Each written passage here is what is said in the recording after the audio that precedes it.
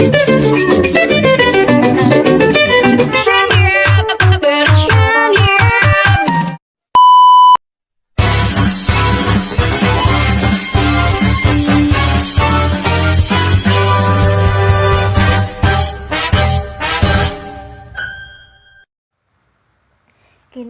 logika adalah upaya untuk melacak asal-usul, perkembangan, dan transformasi logika dari masa ke masa. Yang pertama yang akan kita bahas adalah pengertian logika. Apa itu logika? Logika adalah cabang filsafat yang mempelajari prinsip-prinsip penalaran yang valid dan benar. Logika ini berfungsi sebagai alat untuk memastikan konsistensi dan validitas argumen. Istilah logika berasal dari bahasa Yunani yaitu logos, yang artinya kata, akal, atau prinsip. Genealogi logika ini dibagi menjadi beberapa masa. Yang pertama pada masa Yunani kuno, di mana tokoh utamanya adalah Aristoteles yang merupakan bapak logika formal yang mengembangkan silogisme menjadi dasar argumen deduktif. Kontribusinya ada dua. Yang pertama ada silogisme, yang merupakan struktur argumen yang terdiri dari dua premis dan satu kesimpulan. Yang kedua ada kategorisasi, yang merupakan pembagian pengetahuan ke dalam berbagai kategori untuk memahami dunia secara logis. Penerapannya digunakan dalam filsafat, teologi, dan ilmu pengetahuan awal. Kemudian yang berikutnya ada logika abad pertengahan, di mana tokoh utamanya ada Thomas Aquinas dan logikawan skolastik lainnya. Kontribusinya, yang pertama, menggabungkan logika Aristotelian dengan teologi Kristen. Yang kedua, fokus pada analisis proposisi dan argumen untuk mendukung doktrin religius. Inovasinya yaitu memunculkan logika modal. Logika modal itu kemungkinan dan keharusan. Kemudian masa selanjutnya yaitu logika modern awal, di mana di situ ada René Descartes dan juga Gottfried Leibniz. Kontribusinya juga ada dua, yakni pendekatan matematika terhadap logika. Yang kedua, gagasan tentang kalkulus logis. Kalkulus logis adalah sistem yang dapat digunakan untuk menyelesaikan masalah logika secara mekanis. Penerapannya yakni pengembangan dasar bagi logika simbolik. Kemudian pada masa logika simbolik, yakni pada abad ke-19 sampai ke-20, yakni ada George Boole, ada Gottlob Frege, ada Bertrand Russell, ada Alfred North Whitehead.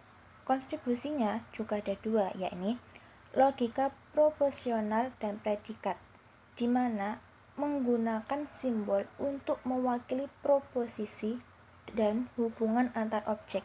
Yang kedua, yakni dasar-dasar ilmu komputer dan teori himpunan. Inovasinya, sistem logika formal yang lebih kuat. Kemudian, logika Boolean, dasar dari komputasi digital. Yang berikutnya ada logika kontemporer, di mana tokoh utamanya ada Kurt Gödel dan juga Alan Turing. Kontribusinya, teorema ketidaklengkapan Gödel membuktikan bahwa tidak ada sistem logika yang sepenuhnya lengkap dan konsisten. Kemudian Turing menerapkan logika untuk membangun dasar teori komputasi. Penerapannya dalam kecerdasan buatan, linguistik, filsafat, analitik, dan matematika. Kemudian yang akan kita bahas adalah perkembangan konsep kunci dalam logika. Yang pertama ada deduksi dan juga induksi. Deduksi adalah penarikan kesimpulan dari premis-premis yang bersifat umum ke spesifik. Sebaliknya, induksi adalah penarikan kesimpulan dari premis-premis spesifik ke umum gitu. Kemudian ada logika modal. Logika modal ini memperkenalkan ide tentang kemungkinan, keharusan, dan kontingen. Yang berikutnya ada logika fazi. Logika fazi adalah sebuah pendekatan modern yang memungkinkan derajat kebenaran berbeda dari logika biner klasik. Kemudian ada penerapan logika. Yang pertama di bidang filsafat, digunakan untuk menyusun argumen dalam etika, metafisika, dan epistemologi. Yang kedua yakni ilmu komputer, digunakan untuk algoritma dan pengembangan kecerdasan buatan. Berikutnya penerapannya di bidang ilmu pengetahuan, yaitu sebagai alat untuk menstrukturkan eksperimen dan teori ilmiah. Dan terakhir yakni penerapan di bidang hukum, yakni untuk membangun dan mengevaluasi argumen hukum. Kemudian yang akan kita bahas adalah relevansi logika dalam kehidupan modern. Dalam era digital ini, logika memainkan peran penting dalam pengembangan teknologi informasi, analisis data dan pemodelan statistik, kemudian pembuatan keputusan yang rasional dalam berbagai sektor. Jadi, kesimpulannya adalah genealogi logika mencerminkan evolusi pemikiran manusia dalam memahami dan menganalisis realita. Dari silogisme Aristoteles hingga logika formal kontemporer, perkembangan logika telah membentuk cara kita berpikir, berkomunikasi, dan menciptakan teknologi. Memahami sejarah ini membantu kita untuk menghargai pentingnya logika dalam berbagai bidang kehidupan. Kausalitas adalah relasi atau hubungan antara dua peristiwa di mana suatu peristiwa menghasilkan atau memunculkan peristiwa yang lain. Menurut Aristoteles, kausalitas adalah konsep yang mencakup pemahaman tentang hubungan sebab akibat. Aristoteles mengidentifikasikan 4 jenis kausa yang menjelaskan bagaimana dan mengapa suatu peristiwa itu terjadi. Yang pertama ada kausa material, kausa formal, kausa efisien, dan kausa final. Ciri-ciri kausalitas yang pertama yakni adanya hubungan sebab akibat yang jelas. Yang kedua yakni kontiguitas waktu dan tempat. Kontiguitas waktu mengacu pada urutan kejadian di mana satu peristiwa harus terjadi sebelum atau bersamaan dengan peristiwa lainnya. Dan kontiguitas tempat menunjukkan bahwa untuk ada hubungan kausalitas, peristiwa-peristiwa tersebut harus terjadi dalam ruang yang sama atau berdekatan. Kemudian ada pembedaan dari kolerasi. Kemudian yang berikutnya ada tidak kebetulan, berarti bahwa hubungan yang ada harus konsisten. Jadi kausalitas ini harus konsisten. Yang terakhir ada tidak berlaku sebaliknya.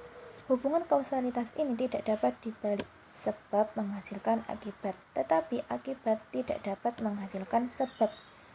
Kemudian ada komponen kausalitas. Yang pertama yakni sebab, yaitu faktor yang memicu atau mendorong terjadinya suatu peristiwa.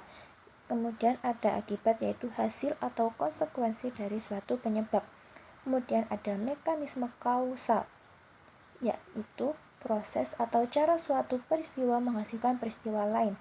Kemudian yang berikutnya ada faktor mediator, yaitu variabel yang berfungsi sebagai perantara dalam hubungan sebab akibat. Kemudian yang berikutnya ada variabel ketiga, yaitu faktor tambahan yang dapat mempengaruhi hubungan antara dua peristiwa. Contohnya, hujan menyebabkan banjir, sebabnya hujan dan akibatnya banjir. Lalu, apa mekanisme kausalnya? Mekanisme kausalnya adalah ketika hujan turun dengan deras, air tidak dapat diserap sepenuhnya oleh tanah, sehingga terjadilah banjir. Adapun faktor mediatornya, yaitu kondisi tanah itu sendiri. Jika kondisi tanah buruk, tanah tidak mampu menyerap air, sehingga terjadilah banjir. Yang terakhir ada variabel ketiga. Apa itu variabel ketiganya? Yaitu faktor lingkungan atau manusia. Jika hutan di sekitar sungai ditebang, maka kemampuan tanah untuk menyerap air berkurang, sehingga terjadi banjir. Etymological fallacy atau kesalahan etimologis adalah kesalahan logika yang terjadi ketika seseorang mengasumsikan bahwa makna asli dari suatu kata adalah makna yang benar, atau harus digunakan dalam konteks modern. Dengan kata lain, anggapan bahwa etimologi atau asal-usul kata menentukan arti atau penggunaannya yang benar di masa kini. Kesalahan ini sering muncul dalam diskusi filosofis, linguistik, atau interpretasi teks, terutama saat seseorang berusaha mempertahankan pandangan tertentu berdasarkan arti kata dalam bahasa kuno, tanpa mempertimbangkan evolusi semantik atau perubahan makna dalam bahasa. Contohnya, kata nice. Dalam bahasa Latin, kata ini berasal dari nesces, yang artinya bodoh atau tidak mengetahui. Namun, dalam penggunaan modern, nice memiliki arti yang sangat berbeda, seperti ramah atau menyenangkan. Menggunakan arti aslinya untuk berargumen bahwa nice seharusnya berarti bodoh adalah contoh kesalahan etimologis. Mengapa etimologis valensi ini merupakan kesalahan? Yang pertama, bahasa berubah seiring dengan waktu. Bahasa adalah entitas yang dinamis dan terus berkembang. Kata-kata tidak selalu mempertahankan makna awalnya. Mereka sering mengalami perubahan konotasi, denotasi, atau bahkan makna yang sepenuhnya berbeda. Yang kedua, yakni konteks lebih penting. Arti kata dalam penggunaan sehari-hari ditentukan oleh konteks dan konvensi sosial saat ini, bukan oleh akar historisnya. Yang ketiga, etimologi tidak menentukan makna modern. Etimologi dapat memberikan wawasan sejarah, tetapi tidak selalu relevan dengan bagaimana kata tersebut digunakan dalam komunikasi modern. Adapun bahaya etimological valency, yang pertama yakni kesalahan argumen. Menggunakan etimologi untuk mendiskreditkan atau mendukung suatu pendapat dapat menyebabkan argumen yang tidak valid dan tidak relevan. Yang kedua yakni kesalahpahaman komunikasi. Berpegang pada makna historis kata dapat menyebabkan kesalahpahaman dalam interpretasi teks atau percakapan. Yang ketiga, ada penolakan perkembangan bahasa. Kesalahan ini dapat mengabaikan kenyataan bahwa bahasa berkembang untuk memenuhi kebutuhan penutur modern. Lalu, bagaimana cara kita menghindari etimological valency? Yang pertama yakni fokus pada penggunaan kontemporer. Ketahuilah bagaimana kata digunakan dalam konteks saat ini, bukan hanya berdasarkan historisnya atau sejarahnya. Yang kedua, gunakan etimologi secara informasional, bukan secara normatif. Etimologi berguna untuk memahami asal-usul kata, tetapi tidak boleh digunakan untuk memaksakan arti tertentu pada kata dalam penggunaan modern. Yang ketiga yakni perhatikan konteksnya. Pastikan untuk memahami konteks budaya, sosial, dan linguistik di mana kata tersebut digunakan. Jadi, etimological valency adalah kesalahan logika yang terjadi ketika seseorang menganggap bahwa makna asli kata dari sudut pandang sejarah adalah satu-satunya makna yang benar. Meskipun etimologi dapat memberikan wawasan yang menarik tentang asal-usul kata, makna modern kata-kata tidak ditentukan oleh sejarahnya. Untuk menghindari kesalahan ini, penting untuk mengakui perubahan bahasa dan fokus pada penggunaan kontemporer. Oke teman-teman, terima kasih sudah menonton videonya.